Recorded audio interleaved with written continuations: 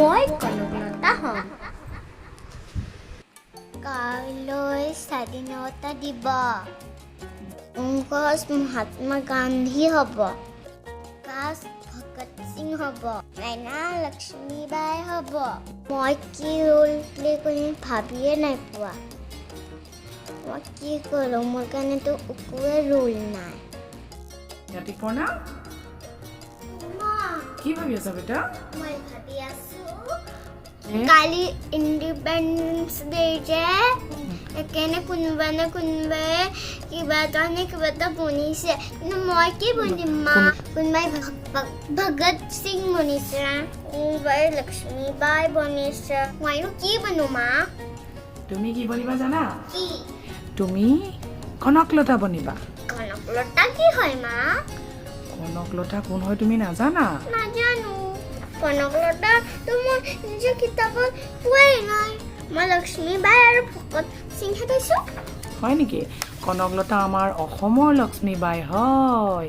আচ্ছা মা কোৱাচোন কি কৰিছিল কণকলতাই? কোৱা না প্লিজ। শুনা, শোণিতপুৰৰ কনকলতা বৰুৱা মাত্ৰ 17 বছৰ বয়সতে মৃত্যু বাহিনী বুলি এটা স্বাধীনতা সংগ্ৰামী সংগঠনত যোগদান কৰিছিল। তাৰে সদস্য হৈ তেওঁ 1942 চনৰ 20 ছেপ্টেম্বৰ তাৰিখে মহাত্মা গান্ধীৰ কৰিম নাইবা মৰিম আদৰ্শেৰে আগবাঢ়ি গৈ গহপুৰ থানাত ভাৰতীয় পতাকা উত্তোলন কৰিবলৈ গৈছিল। কৰিম নহলে মৰিম। ভাই ভনীত আগবাঢ়া। মৃত্যু বাহিনীয়ে কেতিয়াও হাৰ নামানে। ব'লা আগুৱাই যাওঁ। আজি প্ৰাণ গলেও এই পতাকা থানাত উৰুৱাইহে কৰিম নহলে মৰিম।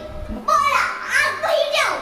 বন্দে মাতৰম, বন্দে মাতৰম, বন্দে মাতৰম, বন্দে মাতৰম, বন্দে মাতৰম। যতে আছে তাতে ৰখ। বন্দে মাতৰম, বন্দে ৰেৱতী মোহন চমৰ থানাত সোমোৱা ইমান সহজ নহয়। ষ্টপ।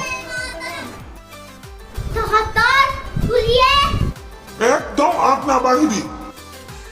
আমাৰ এই দেহাটোক মাৰিব পাৰিব, কিন্তু আমাৰ আত্মা মাৰিব নোৱাৰো। এই পতাকা আজি তাত উৰুৱাইহে। ব'লা বন্ধুসকল, ভয় নকৰিবা, আগবাঢ়ি ব'লা। বন্দে মাতৰম, বন্দে মাতৰম, বন্দে মাতৰম,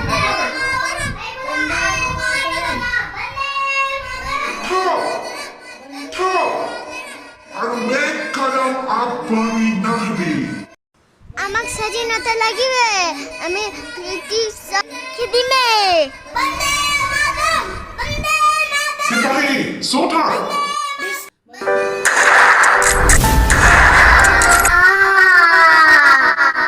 এনেকৈ বীৰ কনকলতাই মাত্ৰ 17 বছৰ বয়সতে ব্ৰিটিছৰ গুলি বুকুত পাতি ল'লে, কিন্তু হাতত থকা পতাকাখন পৰি যাবলৈ নিদিলে।